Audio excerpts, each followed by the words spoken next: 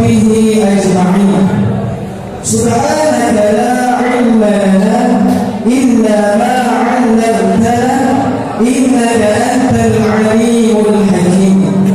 رب اشرح لي صدري ويسر لي أمري واحلل عقدة من لساني يفقهوا قولي. رب زدنا علما وارزقنا فهما. اللهم يسر ولا تعسر. رب تمن بالخير يا فتاه يا عليم. افتح لنا فتوح العارفين ولا حول ولا قوة إلا بالله العلي العظيم. أما بعد.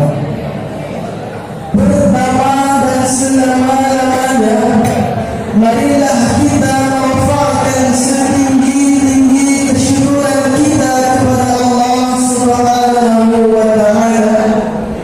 Kerana oleh Allah Subhanahu wa ta'ala masih lagi memberi kita kehidupan, masih lagi memberi kita kesehatan, masih lagi memberi kita pernafasan.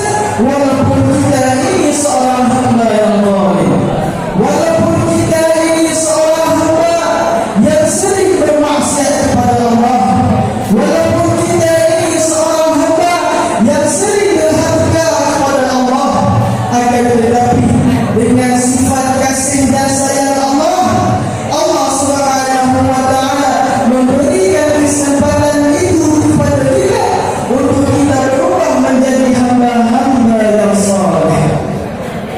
Seterusnya, salawat dan salam ke atas junjungan besar dari kita Muhammad sallallahu alaihi wa ala alihi wa sahbihi wasallam, di mana beliau dan para sahabat berjuang demi menegakkan agama Allah, berpeluh-peluh demi menyampaikan syiar Allah, melupakan darah demi mengagungkan agama Allah, sehingga pada hari ini kita dapat merasakan nikmat iman dan nikmat Islam demi perjuangan para nabi dan para sahabat.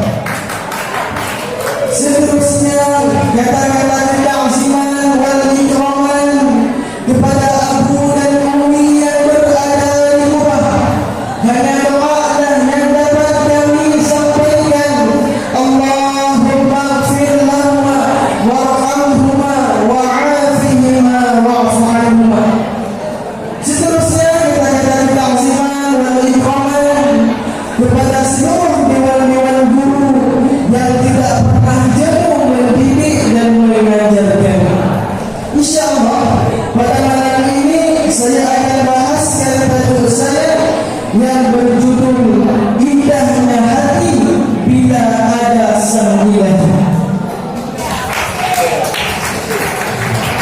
Ya ma'asyiral muslimin wa jumlatul mu'minin rahimakumullah.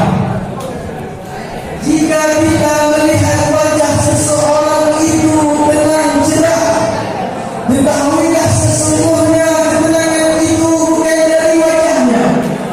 Jika kita melihat langkah kaki seseorang itu tenang dan penuh berwibawa,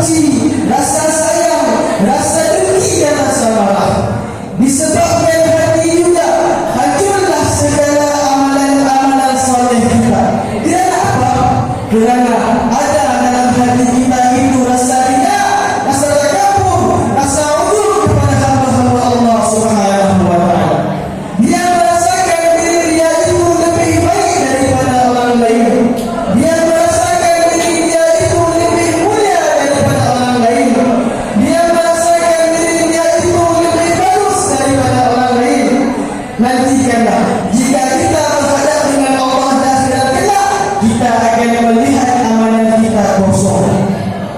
Segala-galanya bermula di hati kita. Jika kita mampu melakukan perkara yang baik dan niat yang baik, maka perbuatan kita pun akan menjadi baik. Tetapi seandainya kita mau melakukan perkara yang buruk, kita niat sesuatu yang buruk, maka keburukan juga akan terjadi. Sesuailah apa yang firmankan oleh Allah Subhanahu wa taala, yauma la yanfa'u malun, tidak berguna pada hari itu harta wala banun dan anak pinak, illa man Allah, kecuali orang-orang yang menghadap Allah di qalbin salim, dengan hati yang sejahtera. Ya ayuhan nas, wahai manusia, pilihlah sama ada di hati kita itu ada Allah ataupun ada iblis. Jika iblis yang berumah di hati kita, maka ke rumah dia juga lah kita akan kembali. Ya minallah Allah Subhanahu wa taala. Na'udzubillah min dzalik. Tetapi seandainya jika Allah yang ada di hati kita, maka ke rumah Allah juga lah kita akan kembali, yakni surga Allah Subhanahu wa taala. Ya ma'asyiral muslimin wal jumlatul mu'minin rahimakumullah.